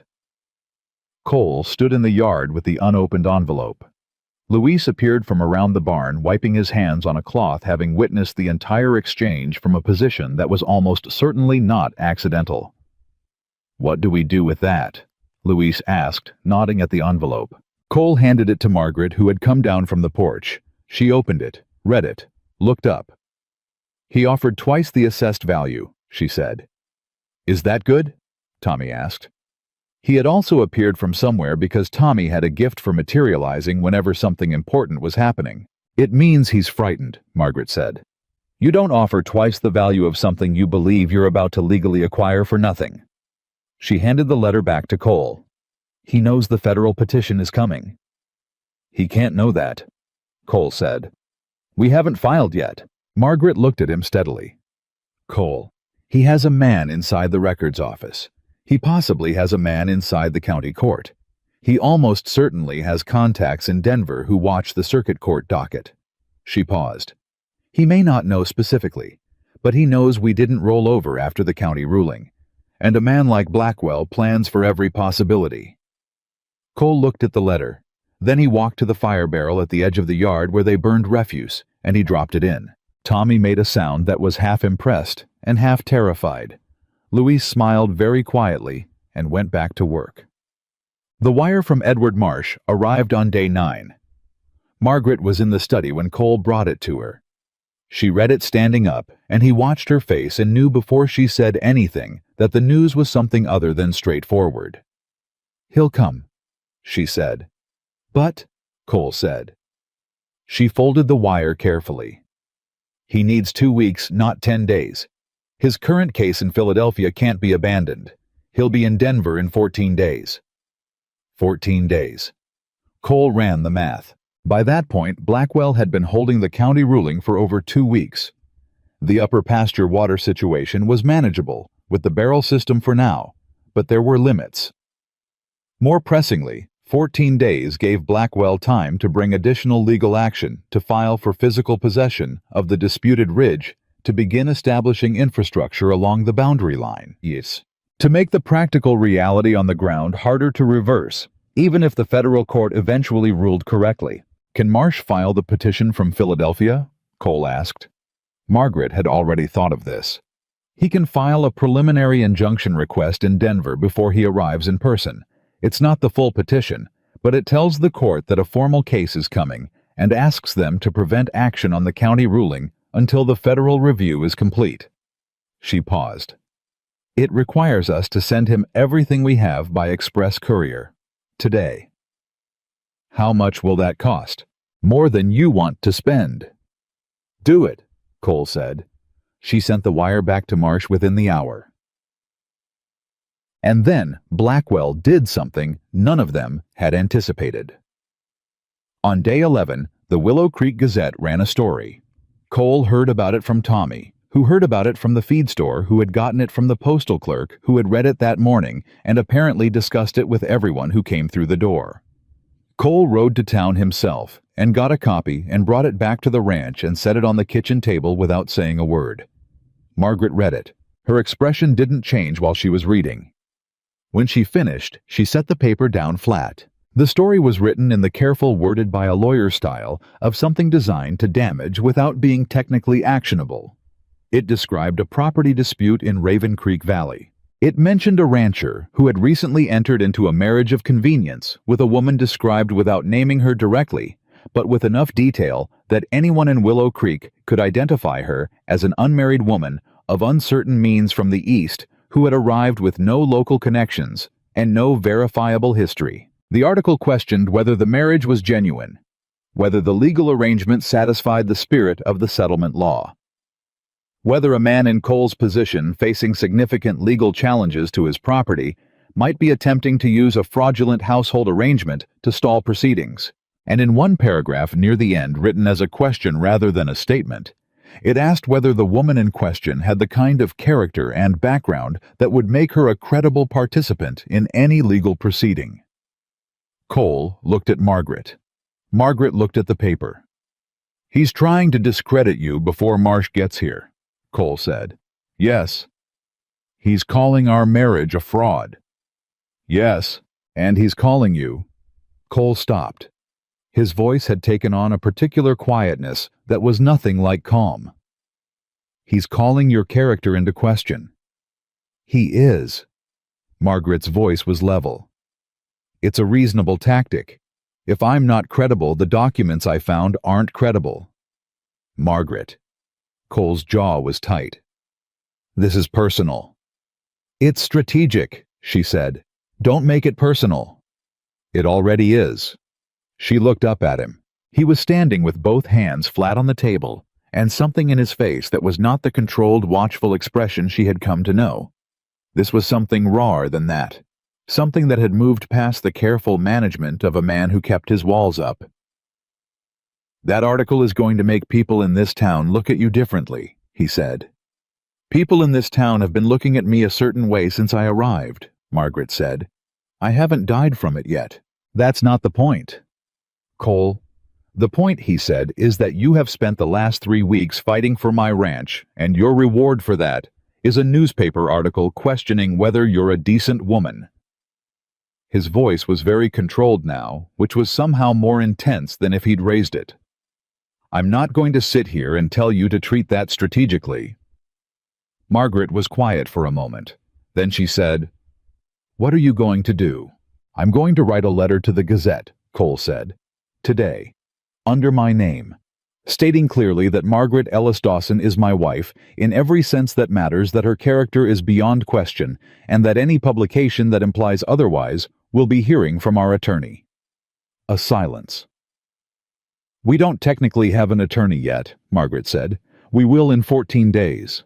Something moved across her face that was softer than anything he'd seen there before. Not the relief he'd noticed weeks ago. Something deeper than relief. Something that looked like a woman who had spent years being told she was too much or too little, or not quite right, finally hearing someone say simply, and without conditions, that she was worth defending. "You don't have to do that," she said quietly. "I know I don't have to," Cole said. He held her gaze. "Margaret," he said, "I'm your husband." The word landed differently than it had in the county clerk's office. It landed differently than it had for the past 3 weeks. It landed the way words land when they stop being legal designations and start being something a person means. She looked at him for a long, still moment. Then she said, Write the letter. Shan.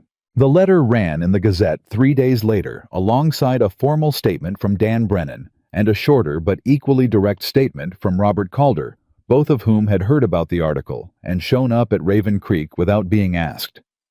Dan had said, coming through the door, "I've known Cole Dawson for 6 years, and I've known his wife for 3 weeks, and I'll put my name next to either of theirs without a second thought." Robert Calder had said less. He'd said, "Tell me where to sign." Eleanor Gurney had sent a separate note to the Gazette of her own accord, which the editor had printed because Eleanor Gurney was 71 years old and had outlasted 4 editors and was not someone any of them were inclined to argue with. The note said simply that she had met Mrs. Dawson and found her to be a woman of exceptional intelligence and integrity, and that anyone who suggested otherwise was either foolish or dishonest, and she left the reader to determine which category applied to the Gazette's recent coverage. Cole read Eleanor Gurney's letter and felt something crack open in the middle of his chest. Not grief, not the specific ache he'd been carrying since the fire, since the ruling, since the years before that. Something different. Something that felt improbably like gratitude. Like the specific, startling gratitude of a man who has spent a decade believing he stands alone and discovers in the span of a few weeks that he has been wrong about that. Edward Marsh's preliminary injunction request reached the Federal Circuit Court in Denver on day 12. The court sat on it for 36 hours. On day 14, the same day, Marsh boarded a train in Philadelphia. The Federal Circuit issued a temporary stay of all action on the county court ruling, pending review of the filed petition. Cole was in the barn when Margaret came running. He'd never seen her run before. She came through the barn door with a wire in her hand, and her hair coming loose from its pins, and her eyes bright in a way that didn't belong on the face of a woman known for composure. "They granted the stay," she said. Cole straightened. "The creek," he said. "Blackwell can't touch it. Not until the federal review is complete." She was breathing hard, not from the run, from 3 weeks of relentless pressure releasing at a single point. "We have time, Cole. We have real time now." He crossed the barn in 4 strides. He didn't think about it. He didn't weigh it, or examine it, or construct a wall around it. He put his arms around her and held on. She went still for exactly 1 second. Then she held on too. Luis walked past the barn door a moment later, glanced in, and kept walking with the dignified discretion of a man who understood that some things were none of his business and all of his happiness. Cole didn't know how long they stood there. Long enough. When they stepped back, they didn't say anything right away. There was a quality to the silence that had changed from every silence before. It less like 2 careful people managing a transaction, and more like 2 people standing on the same side of something, finally without either of them having to explain how they got there. Margaret smoothed her hair. Cole said, "Marsh gets in tomorrow." "Denver station at 2 in the afternoon," she said. "We should leave first thing in the morning." "We'll take the good wagon." He paused. "I'll have Luis pack food. It's a long ride." "I know." He looked at her. "Margaret." She looked back.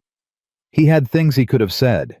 He was aware of them stacked up behind his teeth, all the honest and unguarded things that a man who had spent 10 years not saying things eventually accumulates. He wasn't ready to say all of them.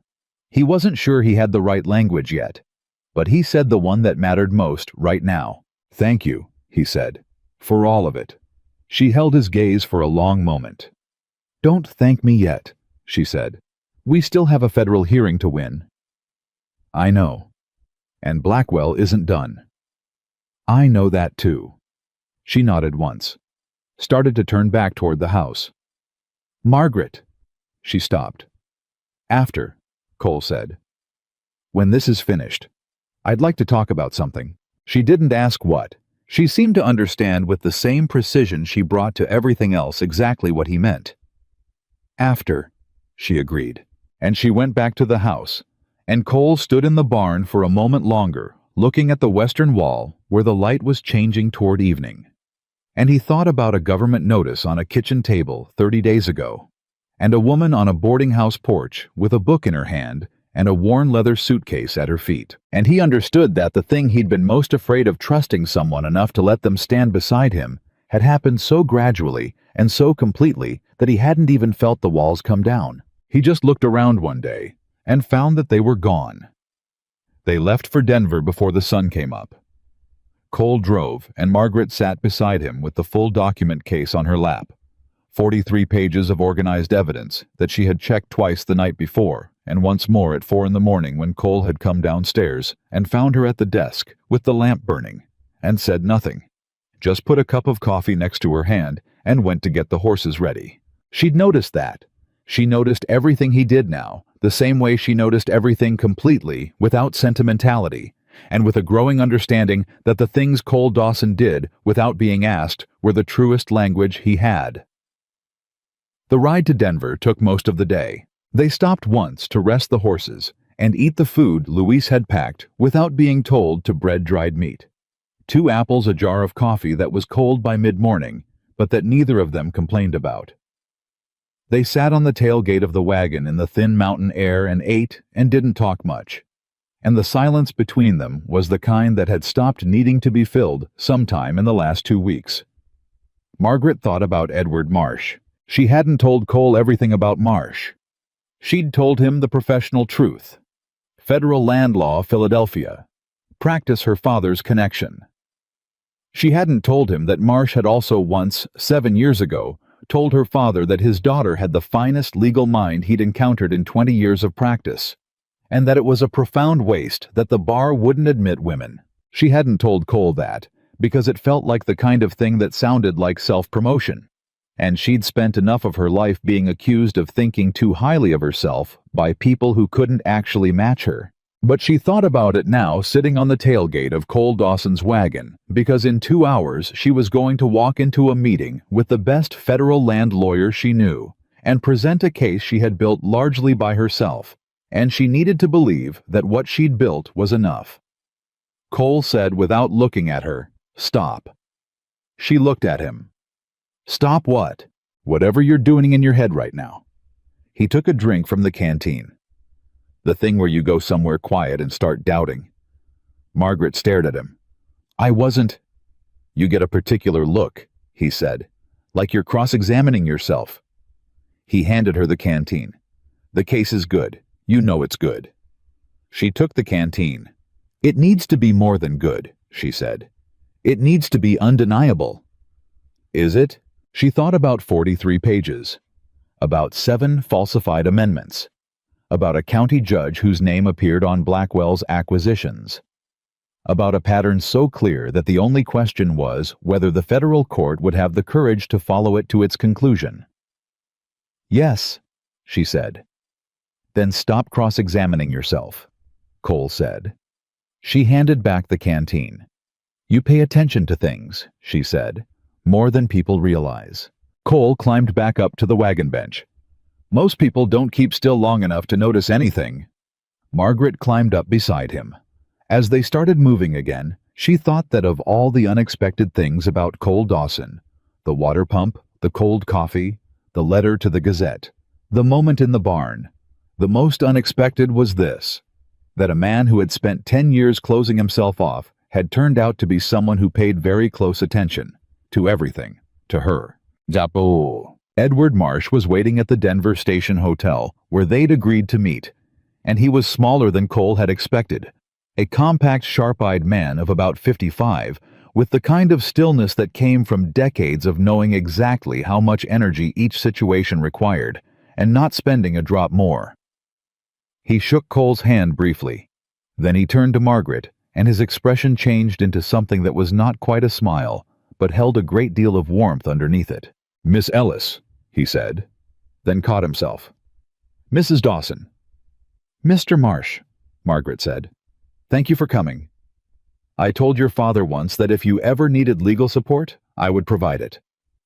He looked at her steadily. "I meant it then. I mean it now." He gestured toward a table in the corner of the hotel dining room. "Show me what you've built." They sat. Margaret opened the document case. And for the next 2 hours, Edward Marsh went through 43 pages with the same methodical focus she had, asking questions that were precise and occasionally uncomfortably sharp, following threads of evidence across multiple documents, building in his own mind the same structure Margaret had built in hers. Cole sat to the side and watched. He watched Marsh's face the way he watched everything that mattered, quietly from the outside, reading the small signals that told him what the larger situation was. And what he read in Marsh's face as the man moved through the documents was the gradual replacement of professional skepticism with something approaching professional excitement. The particular look of a lawyer who has been handed something real. Marsh set down the last document. He looked at Margaret. "Where did you train?" he asked. "I didn't," she said. "My father's practice, my own reading." Marsh was quiet for a moment. "This is a complete federal land fraud case," he said. "Cross-jurisdictional conspiracy, corruption of a county official, systematic property theft from territorial landowners." He tapped the stack. "You have everything except testimony." "We have 3 families ready to testify," Margaret said. "Possibly 4. "Names." She gave him the names. He wrote them down. "I'll need to speak with each of them before the hearing," he said. "I want to prepare them properly. Blackwell's attorneys, and he'll have excellent ones, will try to discredit each witness." He looked at Margaret. "They'll try hardest to discredit you." "I know," she said. "You'll be the primary author of the documentary evidence. You'll be called on to explain how you found it, how you analyzed it, what qualifies you to interpret it." He paused. "They will question your background, your education, possibly your marriage." "They already have," Cole said. Marsh looked at him. "The Gazette article," Margaret said. Marsh's expression tightened. "Standard Blackwell. He's done it before." He looked back at Margaret. "Can you hold up under that?" Margaret met his eyes. "Mr. Marsh," she said, "I have been called too old, too educated, too opinionated, too unmarried, too Eastern, and too much of every variety of too for my entire adult life." Her voice was perfectly level. "I can hold up under a great deal." Marsh looked at her for a long moment. Then he said, "The hearing is in 6 days. Let's get to work."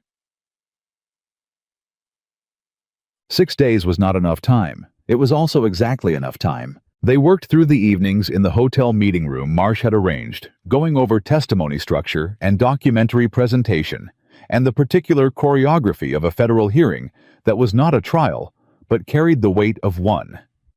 Marsh drilled Margaret on her own evidence, the way a surgeon rehearses a procedure, not because she didn't know it, but because knowing it and presenting it under hostile questioning were 2 completely different skills. Cole rode out to Raven Creek on day 2 to bring the Brennan and Calder men into Denver, stopping to collect Eleanor Gurney as well, who had invited herself without being asked, and whose presence Marsh said when he met her was worth more than 3 character witnesses. "Juries like her," Marsh said quietly to Cole afterward. "It's not a jury," Cole said. "Federal judges are still people," Marsh said. "And everyone is affected by a 71-year-old woman who looks like she'd give the devil himself a firm talking to." Cole almost laughed. It was the closest thing to laughter he'd managed in weeks. So, on day 4, Blackwell's attorneys filed a motion to exclude Margaret's testimony. Cole found out when Marsh came to find them at breakfast with a copy of the filing and an expression that was aggravated in the contained way of a man who has been in enough courtrooms to be irritated without being surprised. They're arguing that because you have no formal legal credentials and no professional standing in land assessment, your interpretation of the documents constitutes opinion rather than evidence, Marsh said, sliding the filing across the table to Margaret. She read it. Cole watched her face. She read the whole thing without blinking. Set it down. "They're right that I have no credentials," she said. "They're also wrong about the rest," Marsh said. "The documents speak for themselves. Your testimony explains how they were found and how they connect. That's factual narrative, not legal opinion. I'll argue the motion this afternoon." He picked up his coffee. But be aware this is going to be a pattern. Every time you stand up in that room, they're going to try to sit you back down." Margaret nodded. Cole said, "What happens if the judge grants the exclusion?" "He won't," Marsh said. "But if he did, we'd proceed with the documents alone and my own interpretation." He paused. "It would be harder. Margaret's testimony is compelling in a way that mine isn't. She found this. She lived in this community. She has standing as a property holder and a direct victim of the fraud." He set down his cup. "They know that. That's why they want her out." Cole looked at Margaret. She was looking at the motion with the expression he'd come to know as her working face, not anger, not fear, but the focused, forward-leaning attention of someone converting a problem into a plan. "Let me see their argument again," she said. Marsh slid it back. She read it a second time. "Their foundation for exclusion rests on the claim that land survey interpretation requires professional certification," she said. "But the documents I'm presenting don't require interpretation. I'm presenting original surveys and amendments side by side. The discrepancy is visible to anyone who can read a measurement and compare two numbers." She looked at Marsh.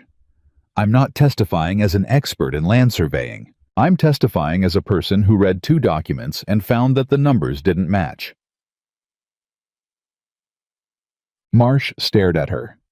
"That," he said slowly, "is exactly how I'll argue it." He was already writing. The motion was denied. Marsh came back from the afternoon proceeding with the news and a legal pad full of notes and the look of a man who had enjoyed himself considerably. The judge asked their attorney. Marsh said, sitting down, whether a layperson was also unqualified to notice that a financial ledger didn't add up correctly. Their attorney said that was different. The judge said he didn't see how. Cole exhaled. Tommy, who had insisted on coming to Denver on the grounds that somebody needed to look after the horses and had subsequently followed the proceedings with the intensity of a man watching the most important cattle auction of his life, pumped his fist once and then looked embarrassed about it. Margaret sat very still for a moment. Then she said, 6 documents for direct examination. Marsh, can we present the comparison chart first, or does procedure require? Margaret, Cole said. She stopped. Take a breath, he said. She looked at him. He looked back. After a moment, she took the breath. Okay, she said. The comparison chart. Can we present it first? The hearing opened on a gray Tuesday morning. The federal courthouse in Denver was a different kind of room than Judge Kane's county court. Higher ceilings, more formal. The particular atmosphere of a place where the decisions carried weight beyond the immediate county, and everyone in the room understood that. Blackwell was there with 2 attorneys. Forsyth, who Cole recognized, and a second man named Garland, who Marsh had told them was the senior partner and significantly more dangerous. Blackwell himself sat with the composed, patient manner of a man who believed he had enough influence in enough places that even federal proceedings weren't entirely outside his management. Cole sat beside Margaret at their table. She had the documents organized in front of her in the precise order she and Marsh had established, each one tabbed. Each one cross-referenced the whole stack, representing weeks of work that had started with a worn leather suitcase and a woman who noticed that boundary numbers didn't match. Marsh opened. He was excellent. Cole had known he would be, but watching him present the structure of the case, the pattern, the timeline, the names, the systematic nature of what had been done to 7 families in Raven Creek Valley was something else. Marsh laid it out with the clarity of a man who knew exactly which facts needed to be heard first, so that the ones that followed would land with their full weight. Garland objected 3 times in the first 20 minutes. The judge sustained none of them.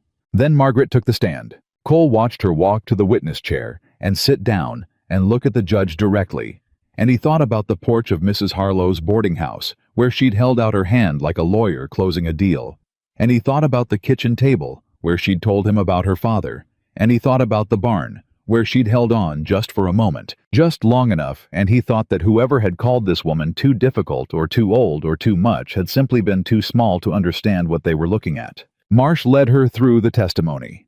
She was exact. She was clear. She never overstated and never understated. She presented the original 1871 survey and the 1882 amendment and walked the court through the comparison with the patience of someone who understood that the most important thing in that room was that every person present could follow what she was saying. When Garland cross-examined, he was aggressive and smooth and came at her from three angles. Her lack of credentials, the possibility that she'd misread the documents, the suggestion that her testimony was motivated by her personal legal interest in the outcome. On the credentials, she repeated what she'd told Marsh. She wasn't offering expert interpretation. She was presenting two documents and pointing to the place where the numbers differed. On the possibility of misreading, she invited Garland to point to the specific measurement on either document that she had represented incorrectly. He couldn't. On personal interest in the outcome, she said, "Yes, my husband and I stand to lose water access and upper pasture if this fraud is not corrected." "That is correct." She paused. "As do the Brennan family, the Calder family, the Gurney family, and the others in this valley who trusted that land records were kept honestly." She looked at Garland steadily. "Personal interest in the truth doesn't make the truth less true." The room was quiet. Garland moved on. He didn't come back to that point. Dan Brennan testified after lunch, then Robert Calder, then Eleanor Gurney, who sat in the witness chair with her hands folded in her lap and answered every question with the economy of someone who had long ago decided that her time was valuable and she wasn't going to waste it on unnecessary words. When Garland asked Eleanor Gurney whether she was certain that the boundary correction she'd signed in 1882 had been executed without her full understanding, Eleanor looked at him with an expression that suggested she found the question mildly insulting. "I'm certain," she said, "that a man from the county told me it was a routine correction of a clerical error, and that if I'd known it would move my water boundary 40 feet, I'd have told him to take his correction and leave my property." Someone in the gallery made a sound that was not quite a laugh. The judge didn't comment on it. Blackwell's attorneys presented their case for 2 hours. Legitimate filing procedures. Properly executed amendments. The county court had already ruled. The federal circuit had no basis to overturn a properly adjudicated county matter. Marsh's rebuttal lasted 40 minutes and was the most precise piece of legal argument Cole had ever witnessed, though he had nothing to compare it to.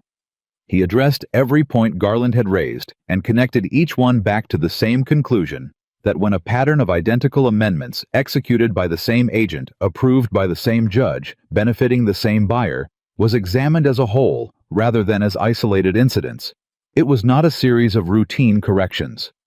It was a scheme, and the court had the documentation to prove it.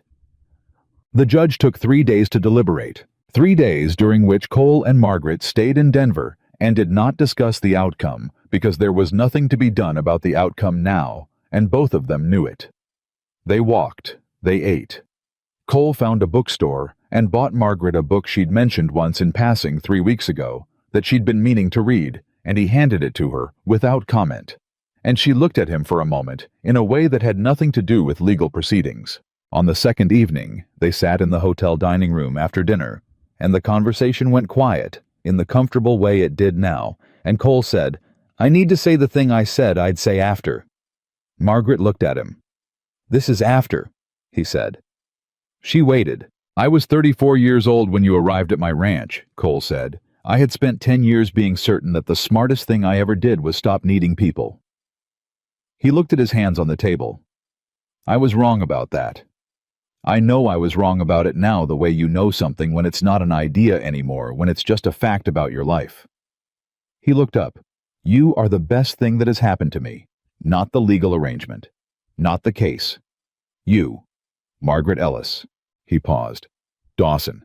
Whatever you want to call yourself." Margaret's expression did the thing it occasionally did, when something moved through it faster than she could contain that brief, unguarded moment before the composure reassembled. "I think," she said carefully, "that you should know that I arrived at your ranch prepared to fulfill an arrangement and leave with my dignity intact." "I know," Cole said. "I was not prepared." She stopped. Tried again. I did not expect to find another stop. Cole waited. He was patient. He had learned to be patient with the things that mattered. I didn't expect to find someone worth staying for, she said finally. On those terms. The dining room was quiet around them. Cole reached across the table. Margaret looked at his hand. Then she put hers in it. The ruling came on the third day. Marsh found them at breakfast again, but this time his face was different from every other morning. This time there was no aggravation, and no strategy, and no bracing for the next obstacle. This time there was something simple and clean. He set the ruling on the table. Cole looked at Margaret. She picked it up. She read it standing. The Federal Circuit Court found that the pattern of amendments filed through R.H. Calloway between 1881 and 1883 constituted a coordinated scheme to defraud territorial landowners enabled by the improper conduct of county official Harold Kane for the financial benefit of Victor Blackwell.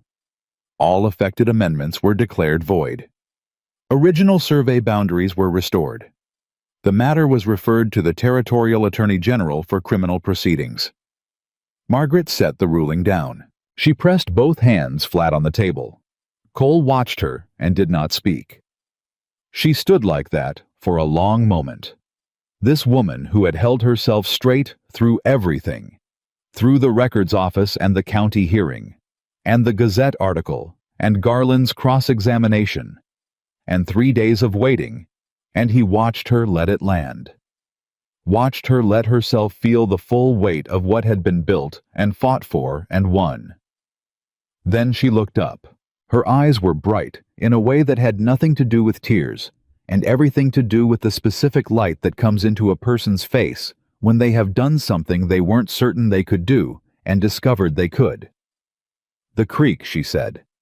Still ours, Cole said. The upper pasture. Still ours.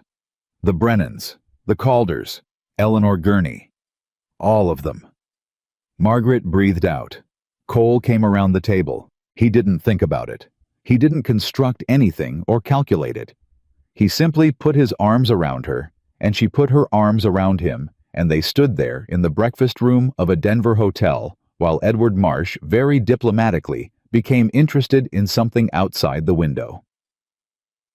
Blackwell was indicted by the Territorial Attorney General 6 weeks later.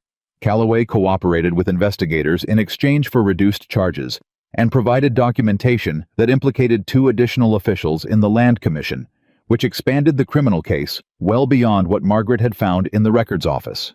Judge Harold Kane resigned from the county bench before he could be removed. Cole heard about it from Dan Brennan, who had it from the feed store, which had it from the postal clerk who read everything that came through and had long since given up pretending otherwise. Cole told Margaret at dinner that evening. She said, "Good," and went back to eating. He looked at her across the table. "That's all," he said. "What else is there?" She looked up. "It's done. It should have been done differently before it started, but it's done now." She set down her fork. "The thing I care about is what happens next." "What happens next?" She looked at him steadily. "I was thinking about the school situation in Willow Creek. The reading room I set up before we married is still running, but it needs proper materials. And if we're going to have more families in this valley long term..." She stopped. "Is this the wrong time to discuss this?" Cole looked at her.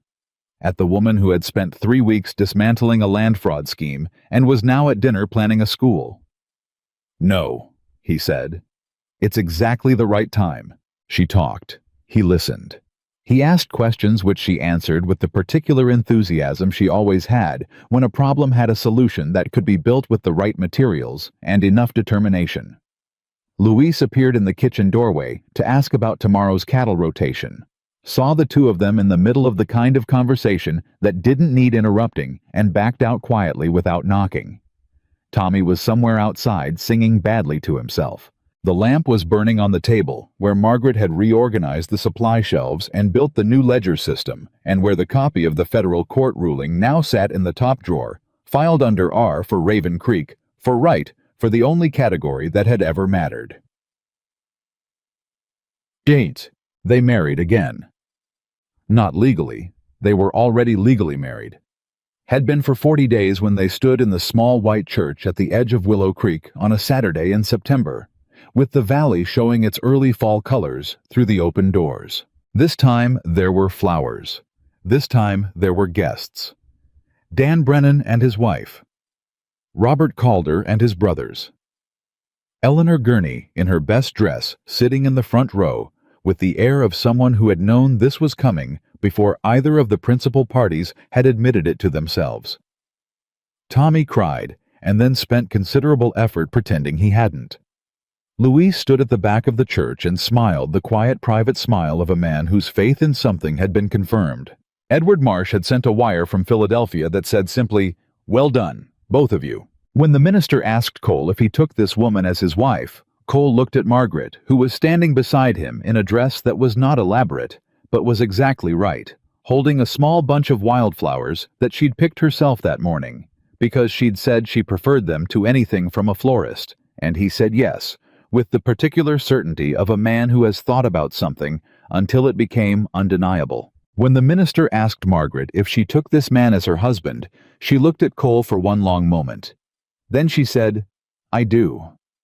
And there was nothing in those two words that sounded like arrangement or obligation or legal necessity.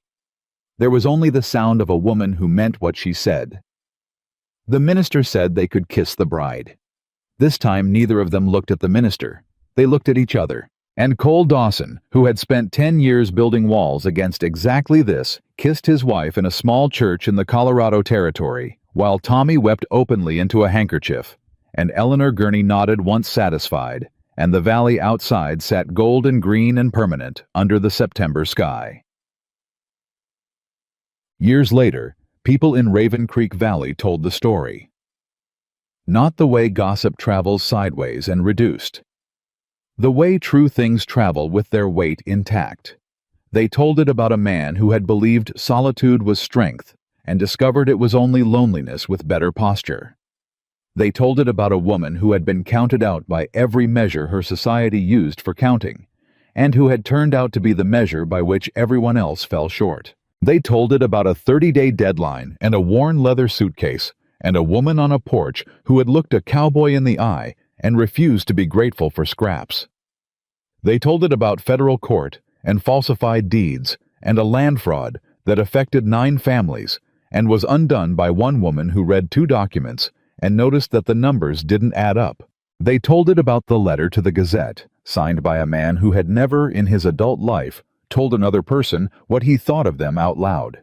They told it to their children, and their children told it forward. And the story grew the way true stories grow, not larger than what happened, but cleaner, with the essential thing at the center preserved. The essential thing was this. A woman everyone believed no man would choose had walked onto a ranch where love had been refused entry for a decade, and she had not tried to pick the lock. She had simply been exactly who she was, relentless and honest and unafraid, and very, very good at her work, until the walls came down on their own. And a man who had spent 10 years certain that he was stronger alone had discovered in the space of 30 days that the strongest thing he'd ever done was open the door and let her in. Raven Creek Ranch stood for decades after that. The creek ran clear along the eastern ridge. The upper pasture stayed green through every dry summer. And every morning in the kitchen, where the shelves were organized by frequency of use and the ledger was kept in a system that saved 17 hours a year, Cole Dawson and Margaret Ellis Dawson sat across from each other and drank their coffee while the valley came awake outside. He paid attention. She noticed everything. They were the valley agreed exactly right for each other. And they had been from the very beginning, whether they knew it or not.